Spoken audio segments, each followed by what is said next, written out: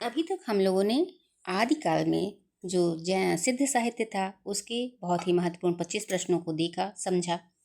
उसके बाद नाथ साहित्य के भी 25 प्रश्नों को जाना। तो आइए, आदिकाल के अंदर जो एक और साहित्य का उदय था वो था जैन साहित्य।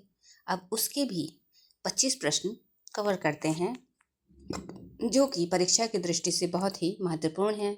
और आप कमेंट करके बताइएगा कि इन जैन साहित्य के 25 प्रश्नों में से कितने प्रश्न आपकी दृष्टि से परीक्षाओं में होकर गुजरे हैं, क्योंकि याद तो होगा आपको।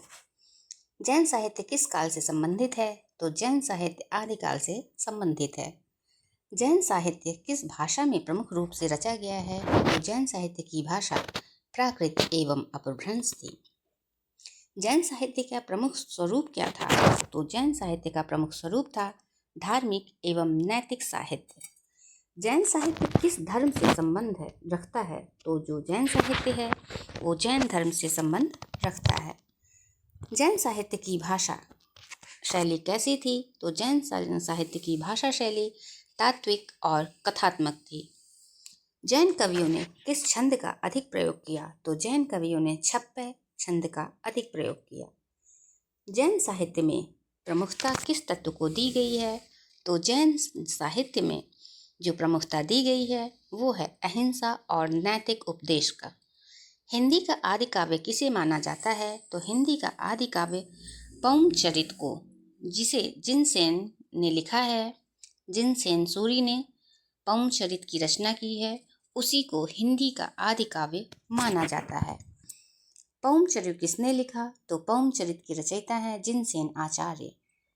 पार्श्वनाथ चरित किस साहित्य की रचना है? तो पार्श्वनाथ चरित जैन साहित्य की रचना है। जैन साहित्य में प्रमुख कवि कौन हैं? तो जैन साहित्य में के जो प्रमुख कवि हैं वो हैं हेमचंद्राचार्य। जैन साहित्य में किस रस की प्रधानता है? तो जैन साहित्य में शांत रस की प्रधानता है। जैन साहित्य का प्रारंभ कब माना जाता है? तो जैन साहित्य का भी आरंभ 8वीं और से लेके 10वीं शताब्दी तक माना गया है। जैन कवि प्रायः किस आदर्श को प्रस्तुत करते हैं? तो जैन कवि प्रायः अहिंसा आदर्श को प्रस्तुत करते हैं। जैन साहित्य में किस विषयों का वर्णन मिलता है? तो जैन साहित्य में तीर्थंकरों का जीवन चरित्र मिलता है। जैन साहित्य किस भाषा परंपरा से सबसे अधिक जुड़ा है? तो जैन साहित्य अपभ्रंश भाषा परंपरा से सबसे अधिक जुड़ा है। पौंचरित महाकाव्य किसकी कथा है? तो पौंचरित जो महाकाव्य है वह राम कथा है। पौंचरित में राम को किस रूप में प्रस्तुत किया गया है? तो पौंचरित में राम को जैन धर्म के अनुयायी के रूप में प्रस्तुत किया गया है। कुवलय माला किसकी रचना है? तो कुवलय माला उद्योतन सूरी की रचना है और यह बहुत ही इम्पोर्टेंट रचना है और परीक्षाओं में बार बार पूछा जाता है। त्रिषष्टि शलाका पुरुष चरित किसने लिखा? तो त्रिषष्टि शलाका पुरुष चरित हेमचंद्राचार्य ने लिखा। जैन साहित्य में मुख्यतः किस शैली का प्रयोग हुआ है? तो जैन साहित्य में जो शैली का प्रयोग हुआ है उस शैली का नाम है दार्शनिक गद्य और काव्य।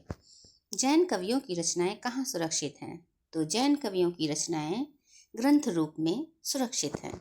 जैन साहित्य में किस धर्मगुरु का चरित्र अधिक मिलता है?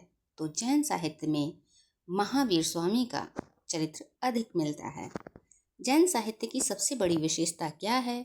तो जैन साहित्य की जो सबसे बड़ी विशेषता है वो है नैतिकता और आत्म शुद्धि।